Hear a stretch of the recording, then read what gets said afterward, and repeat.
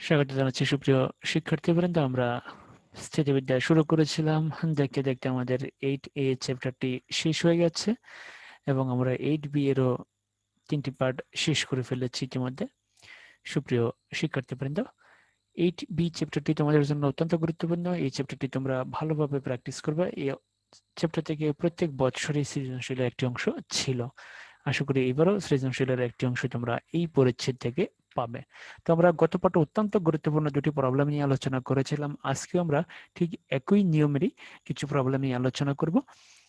তো আশা করি গত পাঠে তোমরা নিয়মটা ভালোভাবে বুঝতে পেরেছো। আজকের দুটো অঙ্ক দেখার পরে তোমাদের এই নিয়মটা আরো ক্লিয়ার হয়ে যাবে। তো মনে রাখবে, তুমি যদি প্রশ্নটা পড়ে ছবিটা এঁকে ফেলতে পারো তাহলে তুমি খুব তাড়াতাড়ি অঙ্কটা নির্ভুলভাবে করতে পারবে। এখানে দেখো কি বলছে, দুটি বলের প্রত্যেকটি আলাদাভাবে ডাব্লিউ ওজনের একটা বস্তুকে একটি হেলানো তলের উপর সুস্থিত রাখে। দুটি বল, তারা আলাদাভাবে, দেখো প্রত্যেকটা বল আলাদাভাবে, অর্থাৎ দুটি বলের প্রত্যেকটি আলাদাভাবে ডাব্লিউ ওজনের একটা বস্তুকে একটি হেলানো তলের উপর, মানে তলটা হচ্ছে হেলানো। আমরা কিন্তু গত পাঠেও কিন্তু এই ধরনের প্রবলেমে সলভ করেছিলাম। উক্ত বলদের একটি আনুভূমিকের সমান্তরাল এবং অপরটি হেলানো তল বরাবর ক্রিয়া করে। তাহলে যে এই দুটো বল কোন বরাবর ক্রিয়া করে সেটাও কিন্তু বলে দিচ্ছে। এই দুটো বলের একটি হচ্ছে আনুভূমিকের সমান্তরাল, একটি হচ্ছে আনুভূমিকের সমান্তরাল, অপরটি হচ্ছে হেলানো তল বরাবর। একটি হচ্ছে আনুভূমিকের সমান্তরাল, আনুভূমিক অর্থাৎ ভূমি সমান্তরাল, আর একটি হচ্ছে হেলানো তল বরাবর। তাহলে দুটি ভিন্ন ক্ষেত্রে বস্তুর উপর তলের প্রতিক্রিয়া বল যথাক্রমে R1 এবং R2। তাহলে প্রথম ক্ষেত্রে প্রতিক্রিয়া বল হচ্ছে R1, দ্বিতীয় ক্ষেত্রে প্রতিক্রিয়া বল হচ্ছে R2। যদি হয় তাহলে আমাদেরকে এই ইকুয়েশনটা প্রমাণ করতে হবে। তো গত পাঠে সরাসরি বলে দিয়েছে যে ফি কিউ বল কোন দিকে ক্রিয়া, ফি বল কোন দিকে ক্রিয়া করবে, কিউ বল কোন দিকে ক্রিয়া করবে, এটা বলে দিয়েছে। কিন্তু আজকে বলের নাম দিয়ে নাই। তো বলের নাম দেখ অথবা না দেখ, আমরা একটা বলকে ফি ধরে নেবো আর একটা বলকে আমরা কিউ ধরে নেবো। দেখো এটা হচ্ছে একটা হেলানো তল। এটা দেখো এই তলটার নাম হচ্ছে এ বি তল। এটা ভূমির সাথে আলফা কোণে হেলানো। তাহলে এই যে তলটা, এই তলটা আনুভূমিকের সাথে আলফা কোণে হেলানো। দেখো এই তলের এই যে দেখো এই হেলানো তলটা, এই তলের সি বিন্দুতে দেখো ফি বলটি ভূমি সমান্তরাল। দেখো ভূমি সমান্তরাল, এটা হচ্ছে আনুভূমিক, দেখো এটা হচ্ছে আনুভূমিক আর এটা হচ্ছে ভূমি সমান্তরাল। দেখো এই রেখাটার সমান্তরাল হবে একটা বল এবং এই সি বিন্দুতে ডাব্লিউ এর বস্তুকে যদি ঝুলিয়ে দিলে এই বলটা এই বস্তুটাকে সৃষ্টি থাকে। যখন এই বলটাকে ঝুলানো হয়, এই যে এই বস্তুটাকে যখন ঝুলানো হয় তখন এই বলটা এই তলটাকে সৃষ্টি রাখে, এই তলটাকে সৃষ্টি রাখে। এবং কোন বিন্দুতে সৃষ্টি হচ্ছে সি বিন্দুতে, এবং প্রতিক্রিয়া বল হবে ঠিক সোজা বিপরীত দিকে। প্রতিক্রিয়া বল হবে ঠিক সোজা বিপরীত দিকে। তাহলে এখন দেখো টোটাল তিনটে বল, একটা হচ্ছে ফি বল, একটা হচ্ছে ডাব্লিউ বল, একটা হচ্ছে প্রতিক্রিয়া বল R1। এই তিনটে বল কিন্তু সি বিন্দুতে ভারসাম্য আছে, এই তিনটে বলে কিন্তু সি বিন্দুতে ভারসাম্য আছে। আমাদেরকে বলে দিচ্ছে উক্ত বলদের একটি আনুভূমিকের সমান্তরাল। তাহলে এটা হচ্ছে আনুভূমিক এবং তার সমান্তরাল একটা বল হচ্ছে পি। এবং পরে যে বলটা নিয়ে আমরা কাজ করবো সেটা হবে হেলানোর তল বরাবর। তল হচ্ছে এটা, তাহলে তল বরাবর সোজা এই উপর দিকে ওই বলটা ক্রিয়া করবে। তাহলে এই প্রত্যেকটা বল কোন বিন্দুতে ভারসাম্য আছে, সি বিন্দুতে ভারসাম্য আছে। তাহলে এখন আমাদের কাজ হচ্ছে দেখো এই যে এই এই দেখো এই রেখা এবং এই রেখা পরস্পর সমান্তরাল, এই রেখাটা এবং এই রেখাটা দুটি রেখা পরস্পর সমান্তরাল, আর এটা হচ্ছে যাদের ছেদক, এই রেখাটা হচ্ছে যাদের ছেদক। তাহলে দেখো এই কোণ যদি আলফা হয় তাহলে এই কোণ হবে আলফা, তাহলে এটা হবে আলফা। দেখো এটা এবং এটা পরস্পর সমান্তরাল, আর ডাব্লিউ খাড়া নিচের দিকে ক্রিয়া করতেছে, তাহলে এই কোণটা হবে 90 ডিগ্রি। দেখো এটা খাড়া নিচের দিকে, তাহলে এই কোণটা হচ্ছে 90 ডিগ্রি। এরপর আসো প্রতিক্রিয়া বল ঠিক সোজা বিপরীত দিকে। প্রতিক্রিয়া বল কিন্তু ঠিক সোজা বিপরীত দিকে ক্রিয়া করবে। প্রতিক্রিয়া বল ঠিক সোজা বিপরীত দিকে। তুমি এই বল এই যে এটা এটা কিন্তু ভূমির সাথে হেলানো আছে, কত কোণে হেলানো আছে, এটা আলফা কোণে হেলানো আছে। তাহলে দেখো যেহেতু এই বিন্দুতে সৃষ্টি আছে, তাহলে প্রতিক্রিয়া বল হবে ঠিক সোজা বিপরীত দিকে। তাহলে দেখো এই যে দেখো এটা সোজা বিপরীত দিকে, প্রতিক্রিয়া বল ঠিক সোজা বিপরীত দিকে, তাহলে এটাও 90 ডিগ্রি, এটা হবে 90 ডিগ্রি। তাহলে দেখো আমরা এই কোণগুলো পেয়ে গেছি। এখন দেখো এই যে অবশিষ্ট আছে এইটুকু, এইটুকু কত ডিগ্রি হবে, অবশিষ্ট আছে এই অংশটুকু, এই অংশটুকু কত ডিগ্রি হবে। তোমরা একটা বিষয় ভালো করে খেয়াল করো, এই ফুরোটা হচ্ছে 180 ডিগ্রি, এই ফুরোটা হচ্ছে 180 ডিগ্রি, এটুকু হচ্ছে 90 ডিগ্রি, এটুকু হচ্ছে আলফা। তাইলে 180 থেকে 90 আর আলফা বাদ দিলে কি থাকবে, 90 মাইনাস আলফা। দেখো 180 মাইনাস 90 প্লাস আলফা, কারণ এই ফুরোটা হচ্ছে 180 ডিগ্রি আর এইটুকু হচ্ছে 90 প্লাস আলফা। তাহলে ফুরোটা এইটুকু হবে কত, 90 মাইনাস আলফা। তাহলে আমরা প্রত্যেকটা কোণ পেয়ে গেছি। এবার দ্বিতীয় ছবি দেখো, এই যে তলটা, এই তলটা ভূমির সাথে আলফা কোণে হেলানো, দেখো। এবং এই যে সি বিন্দুতে কিউ ওজনের বস্তু কোন বরাবর ক্রিয়া করতেছে, এটা হচ্ছে তলের দৈর্ঘ্য বরাবর, এটা হচ্ছে তলের দৈর্ঘ্য বরাবর। এই বস্তুটা কোন বরাবর ক্রিয়া করবে, এই বস্তুটা তলের দৈর্ঘ্য বরাবর ক্রিয়া করবে। এবং এখানে ডাব্লিউ ওজনের একটা বস্তুকে ঝুলাই দেওয়া হয়েছে এবং এই বলটাই কিন্তু এটাকে সুস্থিত রাখবে এবং তার প্রতিক্রিয়া বল ক্রিয়া করবে ঠিক সোজা বিপরীত দিকে। প্রতিক্রিয়া বল ঠিক সোজা বিপরীত দিকে। তাহলে দেখো প্রথম ক্ষেত্রে প্রতিক্রিয়া হচ্ছে R1, দ্বিতীয় ক্ষেত্রে প্রতিক্রিয়া হচ্ছে R2। দেখো এই সবগুলো বল কোথায় ভারসাম্য আছে, এই প্রত্যেকটা বল সি বিন্দুতে ভারসাম্য আছে। দেখো এই যে এখন আমরা এই রেখাটার সমান্তরাল একটা রেখা কল্পনা করলাম কোণগুলো হিসাব করার জন্য। দেখো এই রেখাটার সমান্তরাল একটা রেখা নিলাম আমরা এটা, তাহলে দেখো এই যে এই রেখা এবং এই রেখা পরস্পর সমান্তরাল এবং এটা হচ্ছে যাদের ছেদক। দেখো এই রেখা এবং এই রেখা দুটি রেখা পরস্পর সমান্তরাল, এই রেখাটা হচ্ছে যাদের ছেদক। এখন দেখো এই কোণটা যদি আলফা কোণ হয় তাহলে এইটা হবে আলফা কোণ। দেখো এই কোণটা যদি আলফা কোণ হয় তাহলে এই কোণটা হবে আলফা কোণ, এই কোণ যদি আলফা হয় তাহলে এই কোণ হবে আলফা। আর দেখো ডাব্লিউ ওজনের বস্তু সোজা নিচের দিকে, তাহলে এটা হবে 90 ডিগ্রি। এবার আসো প্রতিক্রিয়া বল, প্রতিক্রিয়া বল কিন্তু ঠিক সোজা বিপরীত দিকে, তাহলে এটা 90 ডিগ্রি। দেখো প্রতিক্রিয়া বল ঠিক সোজা বিপরীত দিকে, ঠিক সোজা বিপরীত দিকে, তাহলে এটা 90 ডিগ্রি, এটাও 90 ডিগ্রি। তাহলে এখন এইটুকু কত হবে, এইটুকু হবে দেখো, দেখো এই পুরোটা হচ্ছে এইটুকু কত, এইটুকু হচ্ছে 90 প্লাস আলফা। দেখো এইটুকু হচ্ছে 90 ডিগ্রি, এইটুকু হচ্ছে আলফা, তাহলে এইটুকু কত হবে, এই পুরোটা হচ্ছে 180 ডিগ্রি। দেখো এইখান থেকে শুরু করে এই পুরোটা হচ্ছে 180 ডিগ্রি, পুরোটা 180, আর এটুকু হচ্ছে 90, এটুকু হচ্ছে আলফা, তাহলে এটুকু হবে 90 মাইনাস আলফা। দেখো 180 মাইনাস 90 প্লাস আলফা সমান হচ্ছে 90 মাইনাস আলফা, তাহলে এই অংশটুকু হচ্ছে 90 মাইনাস আলফা। তাহলে দেখো কোনগুলো আমাদের বের হয়ে গেছে, যদি তুমি ছবি এঁকে কোনগুলো বের করতে পারো তাহলে ধরে নেওয়া যে অঙ্ক তোমার হয়ে গেছে। চলো এবার আমরা শুরু করি। দেখো আলফা কোণের হেলনে এবি জলের সি বিন্দুতে ডাব্লিউ জনের কেস ঠিক রাখার জন্য ফি বল ভূমির সমান্তরাল বরাবর ক্রিয়া করে, প্রতিক্রিয়া হচ্ছে আর ওয়ান, তাহলে ডাব্লিউ ফি আর ওয়ান বলত্রয় ভারসাম্যে আছে। দেখো আমরা আবার ছবিতে একটু দেখে নিই। ফি বল, ডাব্লিউ বল এবং আর ওয়ান বল ভারসাম্যে আছে কোন বিন্দুতে, সি বিন্দুতে। দেখো প্রত্যেকটা বল সি বিন্দুতে ভারসাম্যে আছে।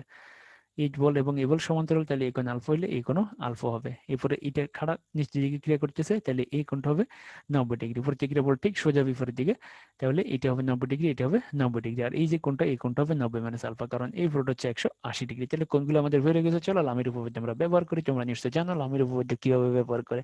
লামের উপপাদ্য হচ্ছে একটি বল অপর দুটি বলের অন্তর্ভুক্ত কোণের সাইনের সমানুপাতিক। তাহলে যখন আমরা ডাব্লিউ নেব, তাহলে অপর দুটি বল হচ্ছে পি এবং আর ওয়ান, তাহলে এদের অন্তর্ভুক্ত কোণ হচ্ছে 90 প্লাস আলফা। দেখো এই কোণটা যখন তুমি ডাব্লিউ নিবা, তাহলে অপর দুটি বল হচ্ছে পি এবং আর ওয়ান, তাহলে এই দুটি বলের অন্তর্ভুক্ত কোণ ঠিক হচ্ছে কত, 90 প্লাস আলফা। দেখো ঠিক একইভাবে দেখো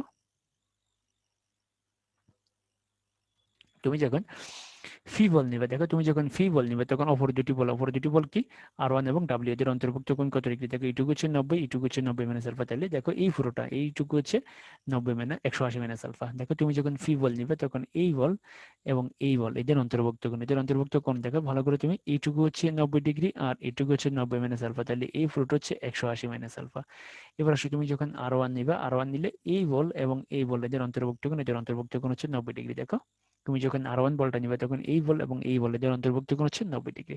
এখন এটাকে ক্যালকুলেশন করে দেখো, দেখো সাইন 90 ডিগ্রি প্লাস আলফা, এটা আমরা রাখলাম, এটা আমরা রাখলাম। দেখো আমার প্রমাণের ভিতরে কোথাও ফি নেই, এই কারণে আমরা ফি বাদ দিয়ে শুধু এটা আর এটা রাখছি। দেখো সাইন 90 ডিগ্রি প্লাস এটা সমান হচ্ছে কস থিটা। দেখো তাহলে এটা সমান কি লিখলাম, কস আলফা। দেখো এটা এটা ব্যবহার করে আমরা এটা লিখছি, আর সাইন 90 ডিগ্রি মানে হচ্ছে 1। এখন যদি আমরা ক্রস মাল্টিপ্লিকেশন করি আর কজ আলফা সমান ডাব্লিউ, তাহলে কজ আলফা সমান ডাব্লিউ বাই আর ওয়ান। এটার নাম হচ্ছে 1 নম্বর। এবার চলো আমরা দ্বিতীয় ছবিটা ব্যবহার করি। দেখো দ্বিতীয় ছবিটা আলফা কোণে হেলানো এবং কিউ বল তলের দৈর্ঘ্য বরাবর ক্রিয়া করবে, ডাব্লিউ জনের বস্তু ঝুলাই দেওয়া আছে, প্রতিক্রিয়া বল আর টু। এই প্রত্যেকটা বল সি বিন্দুতে ভারসাম্যে আছে এবং ভূমি সমান্তরাল একটা রেখা কল্পনা করলাম, তাহলে এই কোণটা যদি আলফা হয় এবং এটা হচ্ছে যাদের ছেদক, তাহলে এই কোণটাও আলফা হবে।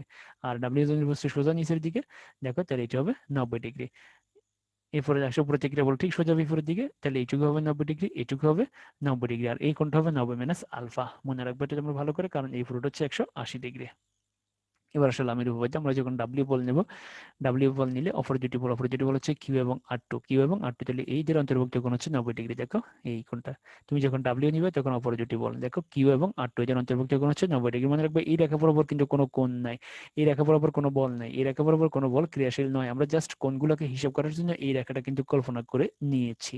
মনে রাখবে তোমরা, এখন আমাদের বল হচ্ছে এই বরাবর, একটা বল হচ্ছে এই বরাবর, একটা বল হচ্ছে সোজা নিচের দিকে, তাইলে যখন তুমি ডাব্লিউ নিবে তখন এই বল এবং এই বল এদের অন্তর্ভুক্ত কোণ হচ্ছে 90 ডিগ্রি। ঠিক এবার তুমি যখন কিউ বল নিবা, কিউ বল নিলে এই বল এবং এই বল এদের অন্তর্ভুক্ত কোণ হচ্ছে কত, 180 মাইনাস আলফা। দেখো এইটুকু এবং এইটুকু হচ্ছে 90 মাইনাস আলফা, এইটুকু হচ্ছে 90 ডিগ্রি, তাহলে টোটাল 180 মাইনাস আলফা।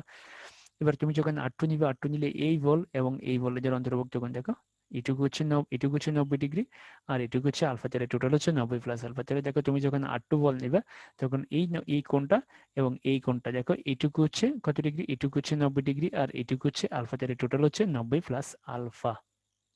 দেখো এবার আমরা R2 কে বাদ দিলাম, কিউ কে বাদ দিলাম, আমরা R2 রাখলাম এবং sin 90 ডিগ্রি প্লাস থিটা সমান cos থিটা। দেখো sin 90 ডিগ্রি প্লাস থিটা, দেখো এইখানে এই ফর্মুলা ব্যবহার করে আমরা এইটুকু পাইছি। এবার দেখুন sin 90 ডিগ্রি মান হচ্ছে 1, এবার ক্রস করলাম, w cos আলফা সমান R2 এবং cos আলফা সমান R2 বাই w, এটা হচ্ছে 2 নম্বর সমীকরণ। এখন দেখো 1 ও 2 থেকে আমরা পাই এটা, দেখো 1 ও 2 থেকে আমরা যদি ক্রস করি R1 R2 সমান w স্কয়ার, এটি আমাদেরকে প্রমাণ করতে বলছে। অঙ্কটা খুবই সহজ। গত পাঠে কিন্তু আমরা দ্বিতীয় ধাপের যে অঙ্কটা করেছি সেই অঙ্কটার এই অঙ্কটা একই ছবি মনে রাখবে। এই অঙ্ক কিন্তু পরীক্ষা আসার সম্ভাবনা খুবই বেশি, ধরে নিতে পারো যে এই অঙ্ক পরীক্ষা আসার সম্ভাবনা 100%। এই অঙ্কটা যদি তোমরা পারো, এরকম অঙ্ক বইতে আরো আছে, তোমরা সেগুলো কিন্তু নির্ভুলভাবে সলভ করতে পারবো। মনে রাখবে ছবি হচ্ছে মেন, ছবি আঁকা এবং কোণগুলো নির্ণয় করা। কোণ নির্ণয় করার জন্য কিন্তু আমরা এই রেখাটা সাহায্য নিচ্ছি মনে রাখা।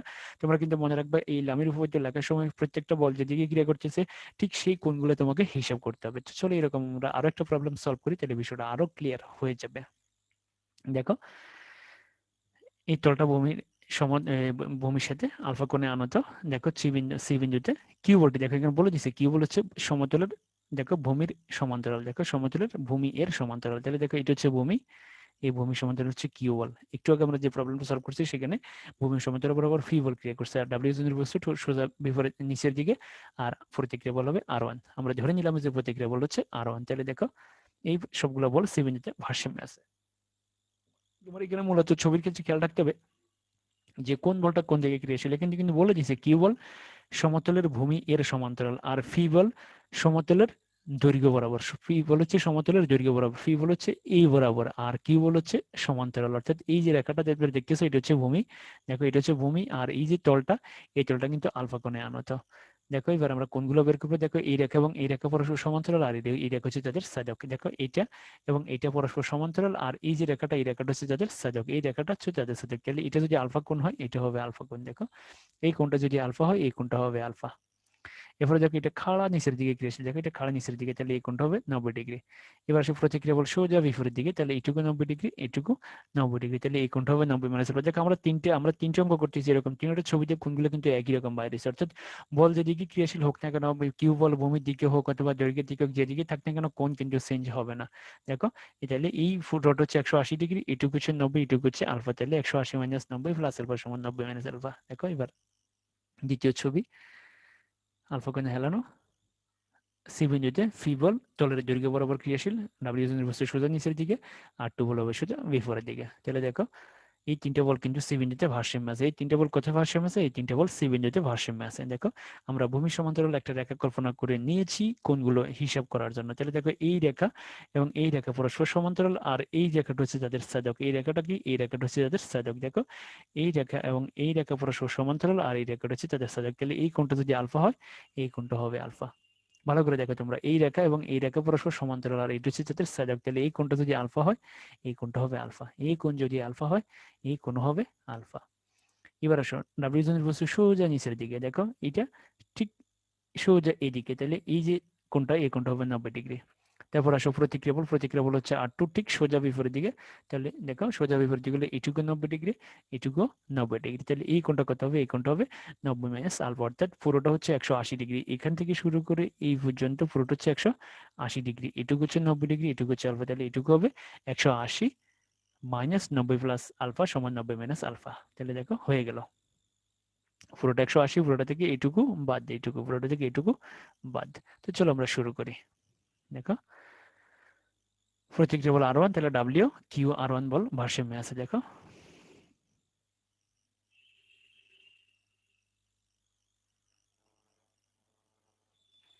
দেখো R1 বল এরা সবাই ভারসাম্যে আছে সি বিন্দুতে, এই বল এবং এই বল সমান্তরাল। তাহলে এই কোণ যদি আলফা, এই কোণ আলফা হবে। এটা সোজা নিচের দিকে, তাহলে এটা 90 ডিগ্রি। প্রতিক্রিয়া বল সোজা বিপরীত দিকে, তাহলে এটা 90 ডিগ্রি, এটা 90 ডিগ্রি, আর এই কোণটা হবে 90 মাইনাস আলফা। চলো আমরা লামির উপপাদ্য ব্যবহার দেখি। দেখো তুমি যখন ডাব্লিউ নিবা, ডাব্লিউ নিলে অপর দুটি বল হচ্ছে কিউ এবং R1, তাহলে এদের অন্তর্ভুক্ত কোণ হচ্ছে 90 প্লাস আলফা। এরপরে তুমি যখন কিউ বল নিবে, কিউ বল নিলে অপর দুটি বল হচ্ছে R1 এবং ডাব্লিউ, এদের অন্তর্ভুক্ত কোণ হচ্ছে এটা। দেখো এখান থেকে এখান পর্যন্ত, এইখান থেকে, তাহলে এটুকু হচ্ছে 90 মাইনাস আলফা, আর এটুকু হচ্ছে 90, তাহলে 180 মাইনাস আলফা। দেখো তুমি যখন কিউ বল নিবে তখন এই দুটো বলের অন্তর্ভুক্ত কোণ। এরপরে তুমি যখন আর বল নিবে তখন হবে এই বল এবং এই বল, এদের অন্তর্ভুক্ত কোণ হচ্ছে 90 ডিগ্রি। দেখো এই কোণটা, এই যখন তুমি R1 বল নিবে তখন এদের অন্তর্ভুক্ত কোণ। এবার ক্যালকুলেশন করো। দেখো cos sine 90 degree plus alpha সমান হচ্ছে কজ আলফা, তারপরে সাইন 180 ডিগ্রি মাইনাস আলফা সমান হচ্ছে সাইন আলফা, সাইন 90 ডিগ্রি মানে হচ্ছে 1। দেখো তোমরা এই সূত্রটা দেখো, এটা কিন্তু আমরা সপ্তাহের মধ্যে ফার্স্ট ইয়ারে অনেক বিস্তারিত ব্যাখ্যা করছি এগুলো নিয়ে। দেখো সাইন 180 ডিগ্রি মাইনাস থিটা সমান হচ্ছে সাইন থিটা। দেখো আর সাইন 90 ডিগ্রি প্লাস আলফা সমান হচ্ছে কজ আলফা।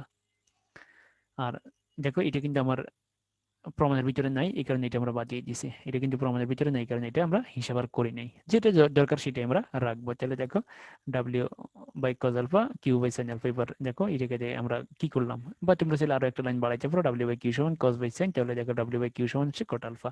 তাহলে বর্গ করে দিলাম, W square by Q square সমান হচ্ছে কট স্কয়ার আলফা। এটার নাম হচ্ছে 1 নাম্বার। চলো এবার আমরা দ্বিতীয় ছবিটা দেখি। দেখো আলফা কোণে এলানো, এটা হচ্ছে ভূমি, আর সি বিন্দু বরাবর এই দৈর্ঘ্য বরাবর ফি বল ক্রিয়াশীল, ঠিক সোজা নিচের দিকে ডাব্লিউ ওজন ক্রিয়া ঝুলানো যাওয়া হয়েছে, আর স্ফটিক বল ঠিক সোজা বিপরীত দিকে। তাহলে দেখো প্রত্যেকটা বল সি বিন্দুতে ভারসাম্যে আছে। আমরা ভূমি সমান্তরাল একটা রেখা কল্পনা করলাম। দেখো এটা এবং এটা পরস্পর সমান্তরাল, আর এটা হচ্ছে যাদের সাজক। এই রেখা এবং এই রেখা পরস্পর সমান্তরাল, এটা হচ্ছে যাদের সাজক। তাহলে দেখো এটা যদি আলফা হয়, এটা হবে আলফা। ডাব্লিউ ওজনের বস্তু সোজা নিচের দিকে, তাহলে এটা হবে 90 ডিগ্রি। প্রতিক্রিয়া বল ঠিক সোজা বিপরীত দিকে। দেখো তাহলে এটা 90 ডিগ্রি, এটা 90 ডিগ্রি, আর এটা হবে 90 মাইনাস আলফা। দেখো এবার আমরা লামির উপপাদ্য প্রয়োগ করি। দেখো তুমি যখন ডাব্লিউ বল নিবে, ডাব্লিউ বল নিলে এই বল এবং এই বল, মনে রাখবে এই রেখা বরাবর কোনো বল নাই, এই রেখা কিন্তু আর কোনো কাজে লাগবে না। লামির উপপাদ্যের সময় এই রেখার কোনো কাজ নেই, এই রেখাটা শুধুমাত্র আমরা নিছি কোণের হিসাব করার জন্য। তাহলে তুমি যখন ডাব্লিউ বল নিবে, তখন এই বল এবং এই বল এদের অন্তর্ভুক্ত কোণ হচ্ছে 90 ডিগ্রি। দেখো সাইন 90 ডিগ্রি। দেখো ভালো করে, তুমি যখন ডাব্লিউ বল নিবা, তখন এই দুটো বলের মধ্যবর্তী কোণ। ঠিক একইভাবে তুমি যখন ফি বল নিবা, ফি বল নিলে এই বল এবং এই বল এদের অন্তর্ভুক্ত কোণ। দেখো এদের অন্তর্ভুক্ত কোণ হচ্ছে এটা। তাহলে 90, এটুকু হচ্ছে 90, আর এটুকু হচ্ছে 90 মাইনাস আলফা। তাহলে টোটাল এখান থেকে এখান পর্যন্ত হবে 180 মাইনাস আলফা। দেখো ঠিক একইভাবে তুমি যখন R2 নিবা, R2 নিলে হবে কি এই বল এবং এই বল। দেখো তুমি যখন R2 নিবা, তখন হবে এই বল এবং এই বল এদের অন্তর্ভুক্ত কোণ। দেখো তুমি ভালো করে, তুমি যখন R2 নিবা, তখন হবে এই বল এবং এই বল এদের অন্তর্ভুক্ত কোণ। দেখো এটুকু হচ্ছে 90, আর এটুকু হচ্ছে আলফা। টোটাল হচ্ছে 90 প্লাস আলফা। দেখো এই ফ্লোটা 90 প্লাস আলফা। তুমি যখন R2 নিবা, তখন এই বল এবং এই বল এদের অন্তর্ভুক্ত কোণ এইটুকু, এই পুরোটা হিসাব করতে হবে। এটুকু হচ্ছে 90, আর এটুকু হচ্ছে আলফা। তাহলে টোটাল হচ্ছে 90 প্লাস আলফা। এবার চলো ক্যালকুলেশন করি। দেখো এটা নিলাম আর এটা নিলাম, এটা কিন্তু বাদ, এটা আমার প্রমাণের কোথাও না, এই কারণে বাদ দিয়ে দিয়েছি। এখন আসলে সাইন 180 ডিগ্রি মাইনাস থিটা সমান হচ্ছে সাইন থিটা। সাইন 90 ডিগ্রি মান হচ্ছে 1, আর সাইন 180 ডিগ্রি মাইনাস থিটা সমান হচ্ছে সাইন থিটা। দেখো এবার ডাব্লিউ ফি থিটা নিচে নিয়ে আসলাম 1 বাই সাইন আলফা। তুমি চাইলে আর এক লাইন বাড়াইতে পারো, ক্রস মাল্টিপ্লিকেশন করে। তুমি দরকার হলে এটা দিয়ে এটার গুণ করবা, এরপর এটা দিয়ে এটার গুণ করবা, গুণ করার পরে ভাগ করবা। এখন আসলে 1 বাই সাইন মানে হচ্ছে কোসেক। এখন বর্গ করে দিলাম, বর্গ করে এটা হচ্ছে 2। এখন দেখো এবার 2 বিয়োগ 1, 2 বিয়োগ 1, দেখো এটা হচ্ছে 1 নাম্বার, এটা হচ্ছে 2 নাম্বার। তাহলে দেখো আগে 2, তারপরে 1। দেখো বাম পক্ষ মাইনাস বাম পক্ষ, ডান পক্ষ মাইনাস ডান পক্ষ। দেখো তোমরা ভালো করে, বাম পক্ষ মাইনাস বাম পক্ষ এটা, এরপরে ডান পক্ষ মাইনাস ডান পক্ষ এটা। এখন দেখো এখান থেকে ডাব্লিউ স্কয়ার কমন নিয়েছি, কমন নিলে 1 by P square minus 1 by Q square, আর cosec square theta minus cot square theta সমান 1। দেখো এখান থেকে ডাব্লিউ স্কয়ার কমন নিয়েছি, এটা সমান 1। তোমরা এটা সূত্রটা নিশ্চয়ই জানো। এবার আসো এত সমান 1 বাই ডাব্লিউ স্কয়ার। দেখো এটা কিন্তু প্রমাণ করতে বলছি। এখন আমরা এটাকে লসাগু করলে কিন্তু আবার এটাও পেয়ে যাব। দেখো এই দেখো লসাগু হচ্ছে ফি কিউ স্কয়ার। তুমি চাইলে এটাকে ভাঙিয়ে এটা লিখতে পারো, অথবা চাইলে সরাসরি লিখে দিতে পারো, তাদের কোনো সমস্যা নাই। দেখো মূলত এইটুকু কিন্তু প্রমাণ থাকে, এইটুকু আসলে সমস্যা নেই, এইটুকু থেকে তুমি সরাসরি এটা লিখে দিতে পারবা।